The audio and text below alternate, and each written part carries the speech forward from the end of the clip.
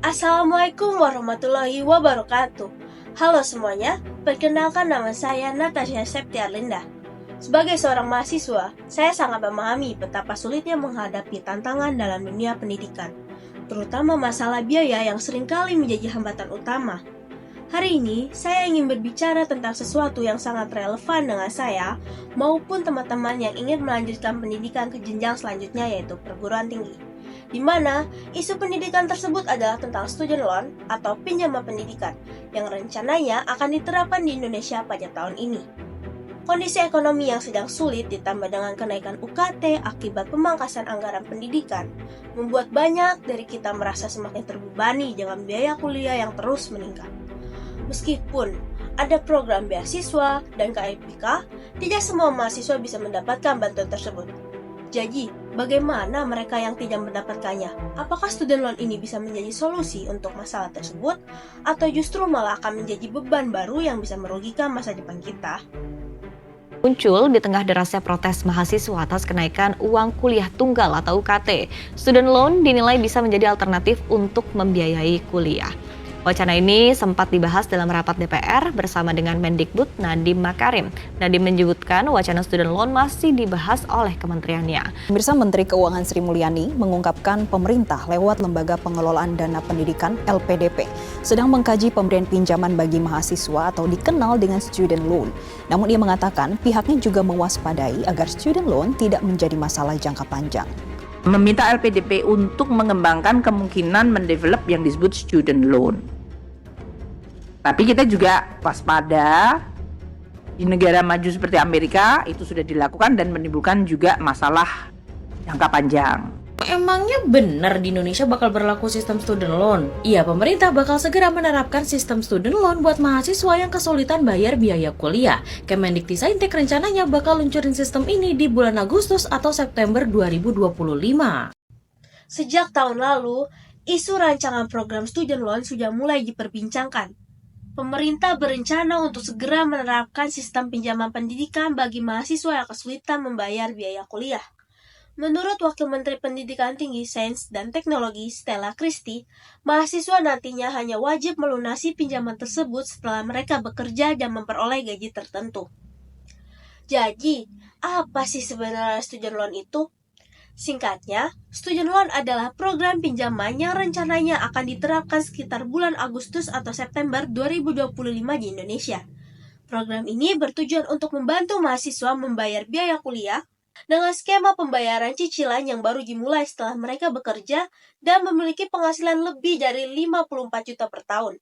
Pembayarannya pun otomatis dipotong dari gaji mereka dan rencananya untuk mengurangi resiko gagal bayar, pemerintah lewat LPDP akan membantu membayarkan bunga dan asuransi pinjaman ini.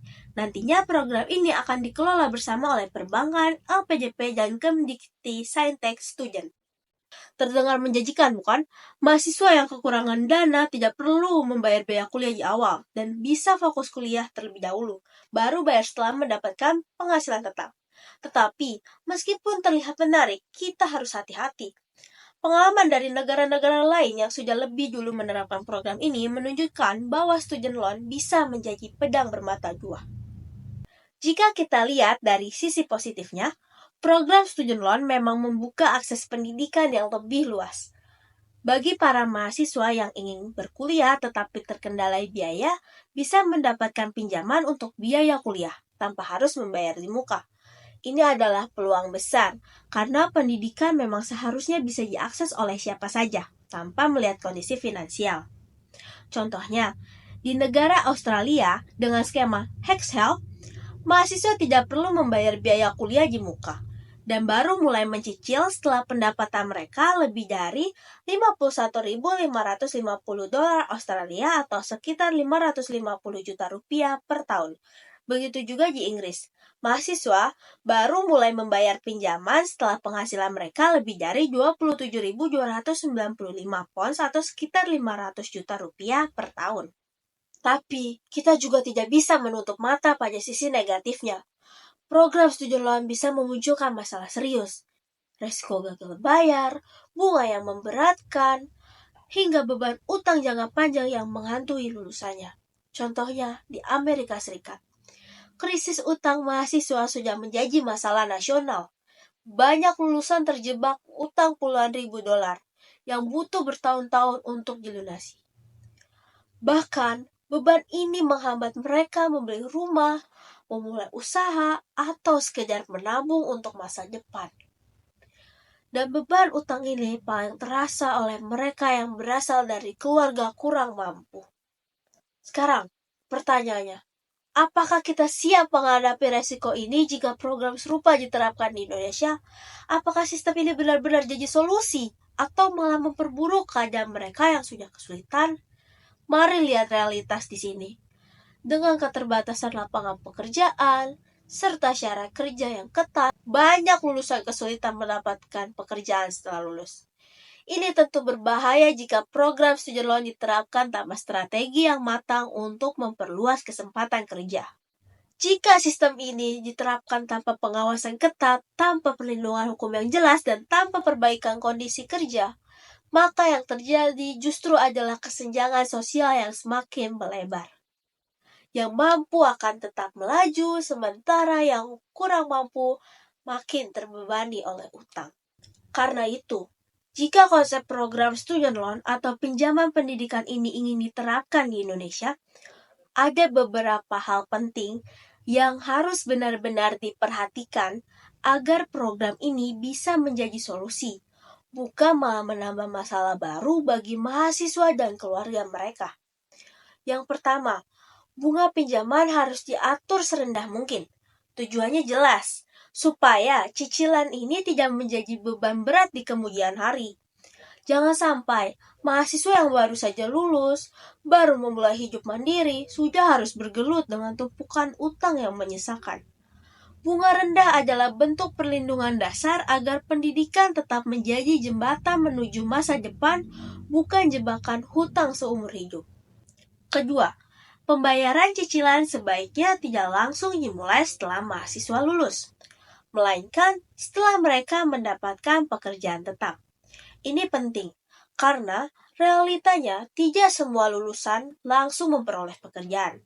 Memberi kelonggaran hingga mereka berpenghasilan tetap akan mencegah tekanan mental yang tidak perlu dan memberi waktu bagi lulusan untuk benar-benar membangun karirnya terlebih dahulu. Yang ketiga, proses pengajuan dan pembayaran pinjaman harus transparan dan mudah dipahami.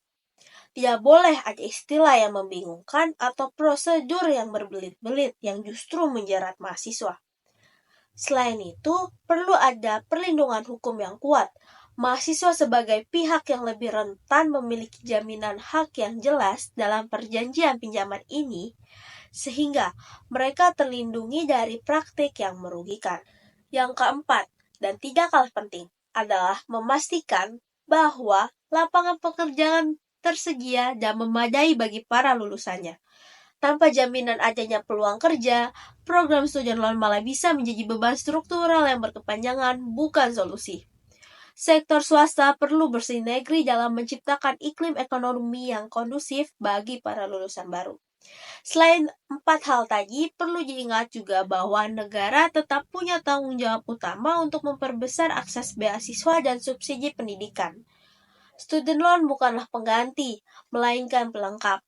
Pendidikan harus tetap menjadi hak semua orang, bukan hanya untuk mereka yang berani berutang.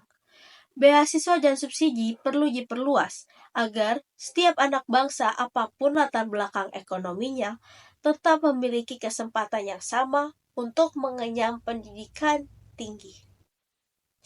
Jadi, jika kita ingin menerapkan student loan, mari pastikan semua aspek ini diperhitungkan dengan matang, karena pendidikan bukan sekedar soal biaya, melainkan soal masa depan bangsa. Pendidikan adalah hak setiap warga negara, dan harus menjadi jembatan menuju masa depan yang lebih baik, bukan penghalang karena alasan biaya. Memperluas akses pendidikan tentu penting, tetapi kita harus memastikan bahwa dalam prosesnya kita tidak menciptakan beban baru bagi generasi muda. Student loan bisa menjadi salah satu solusi, namun hanya jika dijalankan dengan prinsip keadilan dan keberpihakan kepada rakyat. Bunga pinjaman harus rendah, pembayaran harus dilakukan setelah penerima pinjaman benar-benar mampu, dan harus ada perlindungan hukum yang jelas untuk mahasiswa. Tanpa pengawasan yang ketat, program ini justru beresiko memperbesar ketimpangan, memperberat beban ekonomi, dan menghambat langkah anak muda untuk membangun masa depannya. Mari kita jaga bersama agar pendidikan tetap menjadi alat pemberdayaan, bukan sumber beban bagi masa depan bangsa. Sekian dari saya, terima kasih. Wassalamualaikum warahmatullahi wabarakatuh.